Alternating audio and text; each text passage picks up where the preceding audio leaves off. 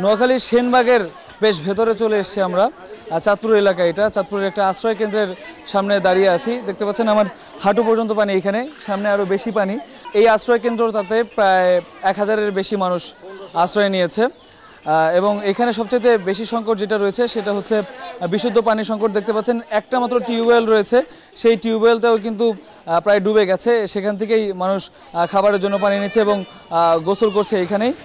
তো এইখানে আমরা যেটা সেনবাগের ভেতরে ঢোকার পরে যেই সংকটটা আমাদের সামনে বেশি ধরা দিয়েছে সেটা হচ্ছে ত্রাণের অপেক্ষায় কিন্তু মানুষ রয়েছে, তবে পর্যাপ্ত পরিমাণে ত্রাণ সামগ্রী কিন্তু এখানে আসছে না বলে আমাদেরকে তারা অভিযোগ করেছে। এবং এখানে স্থানীয়দের একটু তৎপরতা রয়েছে, তারা স্থানীয়রা মিলেই কিন্তু এখানে ত্রাণের ব্যবস্থা করছে বা খাবার দাবারের ব্যবস্থা করছে। তবে তাদের কাছে যেই চাল ডাল আছে বা যেই পরিমাণে খাবার আছে সেটা দিয়ে খুব বেশি দিন চলা সম্ভব না, বড় জোর আর একদিন চলতে পারে।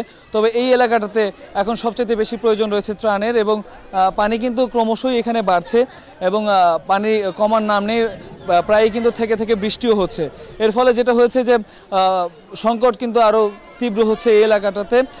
আশ্রয় কেন্দ্রগুলোতে কিন্তু তিল ধারণের ঠাঁই নেই। আমি যদি একটু উপর দিকে দেখাই, প্রচুর মানুষ কিন্তু এই আশ্রয় কেন্দ্রে আশ্রয় নিয়েছে এবং শুধু মানুষ না, আমরা নিচে দেখতে পেরেছি বেশ কিছু গবাদি পশুও কিন্তু এখানে রয়েছে এবং মানুষদের সাথে আমরা কথা বলেছি যে ছাদের উপরেও বেশ কিছু গরু রয়েছে আমরা দেখেছি এবং আমরা শুনেছি তাদের কাছ থেকে। এবং প্রত্যেক মানুষ কিন্তু এখন প্রায় হাহাকার করছে ত্রাণের জন্য।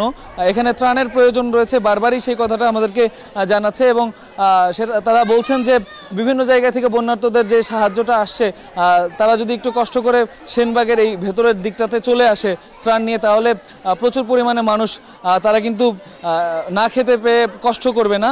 এবং এখানে উদ্ধার কাজ করার জন্য নৌকারও প্রয়োজন রয়েছে, যেহেতু পানি বেশি, পানি ক্রমেই বাড়ছে, সেই ক্ষেত্রে কিন্তু ছোট ছোট নৌকা এখানে প্রয়োজন। খুব বেশি বড় নৌকা নিয়ে এখানে এলে কিন্তু ত্রাণ কার্যক্রম করা সম্ভব হবে না। সেই ক্ষেত্রে ছোটোখাটো নৌকা নিয়ে যদি আসেন তাহলে মানুষকে উদ্ধার করা এবং ত্রাণ পৌঁছে দেওয়া সেটা কিন্তু সহজ হবে।